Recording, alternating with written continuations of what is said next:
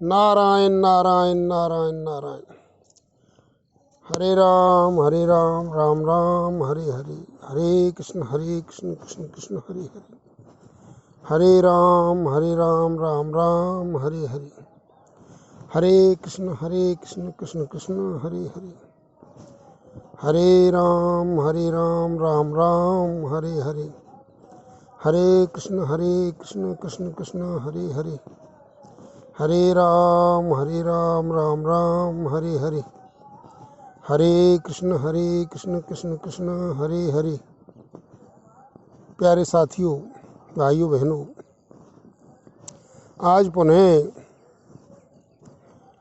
भगवत कृपा से मेरे मन में ऐसे विचार आ रहे हैं कि भक्त क्यों मोक्ष नहीं चाहते। इस विषय पर थोड़ी सी बात और की जाए। देखो, मैं इस पॉइंट को दोबारा से वहाँ से चालू करता हूँ जहाँ मैंने भाग 2 में यानी भक्त मोक्ष क्यों नहीं चाहते के पार्ट 2 में जिसे छोड़ा था। भक्त कहते हैं, धर्मन अर्थन काम रुचे पदन चहु निर्माण, और बार बार रति राम पद यह वरदान आन। तुलसीदास जी की ऐसी भाषा है कि आन का मतलब होता है दूसरा नहीं, यानी कि हम ऐसा ही वरदान चाहते हैं कि हमें धर्म अर्थ काम मोक्ष की कोई चिंता नहीं है, हमें नहीं चाहते इनको। जो हमारे शास्त्रों में 4 पुरुषार्थ बताए गए हैं, धर्म अर्थ काम मोक्ष, इनको हम नहीं मांगते। हमें तो इससे आगे ही चाहिए। आगे का मतलब हमें प्रेम रूपी पुरुषार्थ चाहिए, हमें भगवान के चरणों में रति चाहिए, यानी भगवान के चरणों में प्रेम चाहिए, अर्थात भक्ति चाहिए। और जन्म जन्म अर्थात या तो भक्त चाहते हैं कि भाई आप अपने सेवा में रखो, जैसे भगवान श्री कृष्ण के हैं तो वे चाहते हैं कि गोलोक में हम भगवान की सेवा में रहें।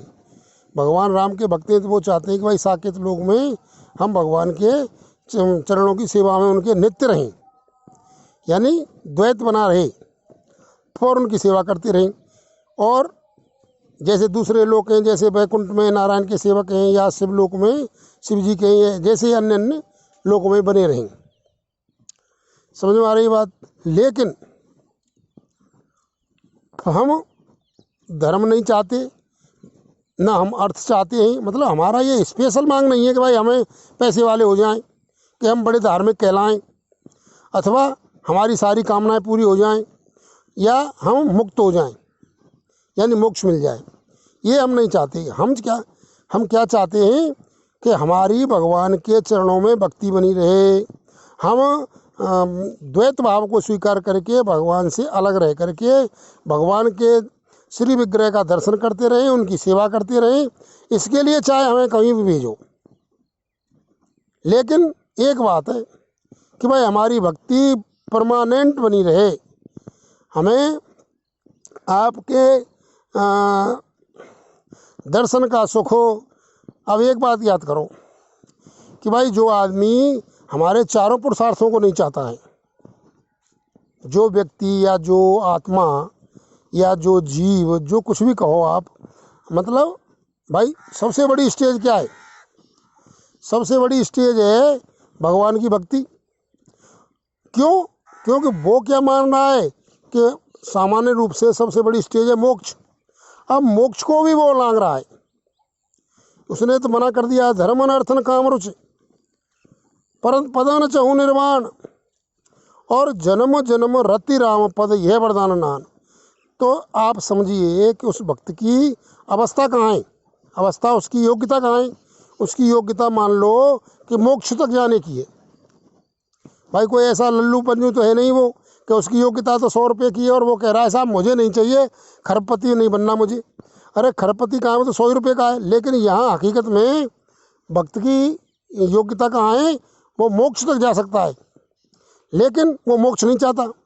तो हमारे जो भक्त हैं वो भाई भक्त भाई कहते हैं कि जो मोक्ष नहीं चाहता, इसका मतलब वो मोक्ष को लांग के जा रहा है, अर्थात भक्ति मोक्ष से बड़ी है। तो भक्ति मोक्ष से बड़ी है। अगर हम इस सिद्धांत को मान लेते हैं तो हमें ये बात समझ में आ जाती है कि वो फिर भाई जन्म क्यों चाहता है। तो वो कह रहा है कि भाई चाहे तो मुझे जन्म दो और जन्म में फिर भी कुछ भी बनाओ। ये बात मैंने पहले बता दी थी कि भाई चाहे उसे आप कोई भी रोल दे दो, वो लेकिन आप विचार करेंगे, हम जैसे विचार करेंगे कि भाई जो रोल तो देंगे, लेकिन वहाँ तो फिर जन्म आएगा, मृत्यु आएगी, जरा आएगी, व्याधि आएंगी, फिर वहाँ क्या होगा। और संसार में शास्त्रों के हिसाब से मुख्य दुख 4 बताए गए। संसार में मतलब शास्त्र के हिसाब से कितने 4 दुख हैं? 4। जन्म, मृत्यु, जरा, व्याधि, यही तो दुख हैं। भाई जन्म लेने में अपार कष्ट होता है। शास्त्र कहते हैं कि जैसे जन्म देने वाली जो माँ होती है, जो जननी होती है, उसको जो कष्ट होता है उससे भी 100 गुना 1000 गुना ज़्यादा जन्म लेने वाले बच्चे को जन्म कष्ट होता है। और मृत्यु में तो आप देखते ही होंगे कितनी बुरी हालत हो जाती है। और जब भयंकर बीमारियां हो जाती हैं, आज के ज़माने में तो कैंसर है, अन्य हमारे पेट में ही दर्द जब होता है तो पता पड़ जाता है हमें कितना भयंकर पीड़ा हो रही है। तो ये जन्म, मृत्यु, जरा, व्याधि, ये 4 प्रकार के दुख हैं। और भक्त कह रहा है कि भाई जन्म मृत्यु कोई बात नहीं, मेरे को तो जन्म जन्म रति राम पद, अर्थात मैं जन्म ले तो कोई परेशानी नहीं है मुझे। तो क्या आप कल्पना करोगे कि वो ऐसा पागल है कि इतने बड़े कष्ट को लेगा? नहीं। यहाँ जो भक्त जन्म लेगा उसके दूसरी तरह से विचार करो। आप दूसरी तरह से विचार करो कि मृत्यु शास्त्रों में 2 तरह की बताइए। एक तो जो आदमी मतलब कामी है, क्रोधी है, लोभी है, मोही है, रागी है, द्वेषी है, उसकी मृत्यु होती है तो उसको भयंकर पीड़ा होती है, ऐसा हमारे शास्त्र कहते हैं। और एक जो भक्त है अथवा जो योग्य है, पुरुष है, उसकी जब मृत्यु होती है, धर्मज्ञ पुरुष है, उसकी जब मृत्यु होती है तो उसकी मृत्यु कैसी होती है उसके बारे में उदाहरण दिया है। जैसे कोई जवान हाथी है, उसके गले में से फूलों की माला टूट कर गिर जाए, ऐसी मृत्यु भी होती है। तो भक्त कह रहा है, आप समझ लीजिए कि भाई जो आदमी मोक्ष को भी क्रॉस कर रहा है, भक्तों के हिसाब से मोक्ष के बाद अनपायनी भक्ति या फिर अनन्य भक्ति जो मोक्ष के बड़ी कैटेगरी है, ऐसा माना जाता है। तो मोक्ष में जाने वाले व्यक्ति को ही मृत्यु का कोई भय नहीं होता, न कोई कष्ट होता है।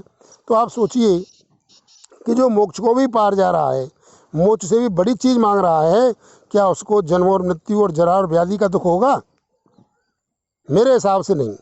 तो ये मेरे मन में विचार आया है, जो मैंने आज तीसरी बार मैं बता रहा हूँ कि भाई 3 कैसेटें वीडियो मैंने बनाए हैं, इनमें भक्तों के बारे में कि वो मतलब मोक्ष नहीं चाहते, लेकिन क्या चाहते हैं?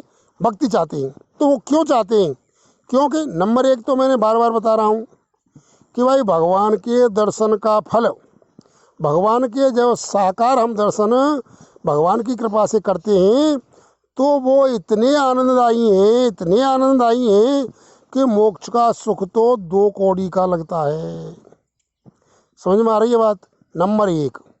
नंबर 2, जब भक्त को भक्ति प्राप्त हो जाती है तो वो निश्चिंत हो जाता है, न तो उसे राग रहता है, न कोई द्वेष रहता है, न काम रहता है, न क्रोध रहता है।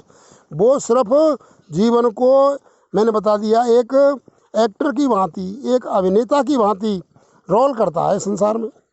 तो इसी भांति और फिर आपने देख लिया कि भाई मृत्यु और जन्म भी उसके ऐसे ही होंगे जैसे कोई हाथी के गले में से, कोई एकदम तंदुरुस्त जवान हाथी के, मदमस्त हाथी के गले में से फूलों की माला टूट जाए, ऐसी तो मृत्यु का वर्णन किया गया है। तो ऐसे भक्त के जब जन्म और मृत्यु और जरा और व्याधि कुछ दिखाई देंगे, लेकिन उनको कष्ट नहीं देंगे। समझ में आ रहा है? जैसे शास्त्र में बताया है कि भाई, जैसे गीता जी में भगवान श्री कृष्ण कहते हैं कि भाई ऐसी जैसे नए वस्त्र पुराने वस्त्रों को उतार करके पहन लेते हैं, ऐसे ही जन्म मृत्यु है। तो ऐसे जन्म मृत्यु उन महाभागवान भक्तों को प्राप्त होगी। यानी न तो उनको जन्मने में कोई कष्ट होगा, न उनको मरने में कोई कष्ट होगा, और ना ही उनको कोई जरा व्याधि होगी भी तो दिखाई देगी, मत वो दुख नहीं देंगे। तो और फिर भगवान की उनको नित्य सन्निधि का एहसास होगा और उनको परम भक्ति अनन्य भक्ति प्राप्त होती रहेगी। तो उन्हें भगवान के लिए ही काम करेंगे। वो बात समझ में आ रही है? वो श्री स्वामी राम सुखदास जी की बातें मैंने बताई थी। वो 5 बातें बताते हैं कि भाई मैं भगवान का हूँ और भगवान के दरबार में रहता हूँ और भगवान के जनों की सेवा करता हूँ और उनका दिया ही खाता हूँ और भगवान मेरे हैं। अर्थात ऐसी भावना उसकी बनी रहेगी तो उसको यहाँ कोई भी किसी भी प्रकार का कष्ट नहीं होगा। वो तो एक मैंने पहले इस भाग से पहले भाग में बताया था कि एक अभिनेता की तरह रोल प्ले करेगा। चाहे उस पर आप है तो वो अमिताभ बच्चन, है तो वो धर्मेंद्र सिंह, आप उस पर चाहे भिखारी का रोल करवा लो, चाहे आप उस पर एकदम गरीब बेलदार का मिस्त्री का रोल करवा लो, चाहे एक कलेक्टर का रोल करवा लो, चाहे एक राजा का भी रोल करवा लो, चाहे एक डकैत का रोल करवा लो, चाहे एक इंस्पेक्टर का रोल करवा लो, लेकिन वो उसे मूल रूप अपना याद रहेगा कि मैं धर्मेंद्र सिंह हूँ, मैं अमिताभ बच्चन हूँ, मैं हेमा मालिनी हूँ, मैं फलाना शशि कपूर हूँ, मैं फलाना हूँ। तो इस तरह से उसे कोई प्रॉब्लम नहीं होगी। तो हमारे जो मैं बता रहा हूँ कि 4 दुख हैं, जन्म मृत्यु जरा व्याधि दुखान दोष दर्शनम। तो वैराग्य प्राप्त करने के लिए यह बताया है गीता जी में। तो कहने का मतलब ये है कि हमारे 4 ही दोष हैं। जन्म लेने पर दुख होता है और आप विचार करेंगे तो 4 ही प्रकार के दोष हैं, वो दुख हैं हमारे संसार में। जन्म लेने पर दुख होगा, मृत्यु पर दुख होगा, इनकी तो हम बीच में कल्पना ही नहीं करते। तो बीच में कल्पना कौन सी आती है सबसे ज़्यादा? जब हम बीमार हो जाते हैं और जब हमारा बुढ़ापा आता है। तो 4 दुखों में से हमें कोई भी दुख, अगर हम भक्ति प्राप्त करेंगे, अगर जो भक्त कल्पना कर रहा है कि धर्मन अर्थन काम रुचि पदन चहु निर्वाण और बार बार रति राम पद यह वरदान आन, यानी भक्ति ये कह रहा है कि और दूसरा वरदान नहीं चाहिए मुझे तो जन्म जन्म में भगवान के चरणों में भक्ति बनी रहे। यानी चाहे जन्म लूँ या न लूँ, न लूँगा तो कहाँ रहूँगा? अपने श्लोक में भगवान की सेवा करूँगा, अपने इष्ट की सेवा करूँगा। और जन्म लूँगा तो ये स्थिति मेरी बनी रहे, यानी कि मेरी निरंतर हमेशा ये स्थिति हो कि मैं भगवान का भक्त हूँ। एक जगह कहा है कि ये अभिमान जाय जन भोरे और मैं सेवक रघुपति पति मोरे। अर्थात ऐसी स्थिति, चाहे मैं पागल हो जाऊँ, चाहे मैं कैसी भी स्थिति में पहुँच जाऊँ, लेकिन ये मेरे को याद रहे कि मैं सेवक हूँ और भगवान मेरे स्वामी हैं। तो ये स्थिति उसकी परमानेंट बनी रहे, तो ये भक्त मांगते हैं। तो मैं आज इस बात को बता रहा था कि भाई कोई प्रॉब्लम नहीं है, भगवान सब देने वाले हैं, सब करने वाले हैं, वो जान लेता है। और भगवान हमारे हितैषी हैं, हमेशा रहने वाले हैं और वो ही हैं हमारे, और कोई हमें इतना प्रेमी, इतना हमारा भला करने वाला, हमारा हित करने वाला, इतना हमारा कल्याण चाहने वाला कोई नहीं है। और जब उसकी कृपा, उनके दर्शन इतने अत्यंत प्रिय हैं, इतने सुख देने वाले हैं कि कोई भी मोक्ष का सुख भी, अर्थात किसी भी सांसारिक वस्तु का सुख उनको उसके आगे 2 कौड़ी का भी नहीं है। तो ये स्थिति उसकी बनी रहती है और भगवान के नित्य दर्शन होते रहते हैं और जन्म मृत्यु जरा व्याधि का उसे कोई कष्ट नहीं होता। वो तो एक अवतार की तरह है। भाई जब आप समझ लीजिए जब उसकी योग्यता मोक्ष के बराबर है, तो क्या वो शुगर कुकर में कष्ट पाने के लिए या आदमियों में भी रागी द्वेषी कपटी छल कपट करने वाला या फिर कष्ट भोगने वाला थोड़ी बनेगा। वो तो सिर्फ एक लीला के रूप में भगवान के किसी भी गुण को लेकर के, किसी भी कार्य को लेकर के उसके प्रचार के लिए आएगा। वो कुछ भी बना दो उसको। क्या भगवान ने शुगर का अवतार नहीं लिया? भगवान मछली नहीं बने? भगवान क्या क्या नहीं बने? कछुआ भगवान बन गए कश्यप अवतार में, शुगर भगवान बन गए 12 अवतार में, नरसिंह भगवान में बन गए, मत्स्य अवतार उन्होंने ले लिया, आदमी वो बन गए। तो क्या परेशानी है साहब? इसी तरह से भक्त चाहता है कि भाई मेरे को कोई प्रॉब्लम नहीं है, लेकिन मैं न, मुझे परमानेंट ये नहीं है कि साहब मैं इतना पैसे वाला हो जाऊं, मैं सारी इच्छाओं को पूर्ति करने वाला हो जाऊं, अथवा तो मैं मोक्ष में चला जाऊं। ये मुझे नहीं चाहिए। मुझे तो भगवान की भक्ति चाहिए। भगवान के वे एकदम बढ़िया वाले दर्शन भगवान की कृपा से होते रहें। यहाँ उनको देखते ही कोई भी संसार की इच्छाएं, कोई भी किसी भी चीज़ की धर्म अर्थ काम और मोक्ष की इच्छाएं एकदम समाप्त हो जाती हैं। वो दर्शन भगवान के होते रहें और भगवान की इच्छा से, भगवान की कृपा से जहाँ चाहें वहाँ एक मेरे को मिलता रहे और मुझे कहीं भी भेजो। चाहे मुझे भगवान की तरह कछुआ बनाओ, चाहे मुझे मत्स्य बनाओ यानी मछली बनाओ, चाहे मुझे सूअर बनाओ, चाहे मैं बावन बन जाऊँ, छोटा सा गुट्टा सा बौना सा, चाहे कुछ भी हो, लेकिन मुझे कोई प्रॉब्लम नहीं है, लेकिन मुझे चाहिए भक्ति। इसलिए संत इस बात को कहते हैं। तो ये बातें आपको मेरी खोपड़ी में आई, भगवान की कृपा से मैंने इन्हें आपको बताया और मैं भी अपने लिए ही मानता हूँ इन्हें। और जो कोई भाई इसका लाभ ले तो ले ले, नहीं तो ये मेरे लिए ही भगवान की कृपा से प्राप्त हो रही हैं और मैं इन्हें यूट्यूब पर इकट्ठा करता जा रहा हूँ और ये भगवान की कृपा है। इसीलिए आज मैंने ये बातें बताई, इनका आप फ़ायदा लें और आनंदित रहें और शास्त्र की इस बात को समझें कि भाई भक्त क्यों नहीं कह रहा कि मैं काम चाहिए, कि मुझे राजा बना दो, कि मुझे मोक्ष में पहुंचा दो, या फिर मुझे इतना इतना पैसा दे दो, मैं एकदम सारी इच्छाएं पूर्ति करता रहूं। ये क्यों नहीं चाह रहा, और फिर खाली चाह रहा है कि भाई भगवान की भक्ति मिलती रहे और भगवान के चरणों में अनन्य प्रेम बना रहे। तो वो इसलिए चाह रहा है। ऐसी मैंने आपको बताई, आप इन पर विचार करें और आनंदित हों और अपनी बातों को समझें। धन्यवाद। ओम बोलो।